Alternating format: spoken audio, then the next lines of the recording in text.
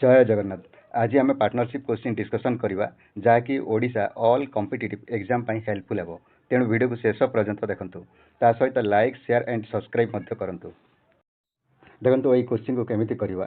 question रे देइछि हमकु X Y and Z invest 26,000 34,000 10,000 in a business at the end of the year they earn profit 3500 Y share of profit हमको पचारि Y रो ताले x Y Z clear आमको देछि 26,000 34,000 10,000 ताले आमे तीनटी जीरो काटिदेवा कैलकुलेशन इजी हेबो क्लियर ताले ए रो 26 हेबो बी रो 34 हेबो सी रो 10 हेबो क्लियर 2 रे जदि काटिबा 2 1 2 2 3 6 2 1 2 1 आसिला 14 हेबो 2 7 14 2 5 10 रेशियो 13 17 5 क्लियर आमको पचारि वाई रो वाई हूँ 17 क्लियर ताले 17 पाए 13 प्लस 17 कोड़े 30 30 5 35 हे टोटाल 35 गुणन आमको देछि प्रॉफिट देछि 3500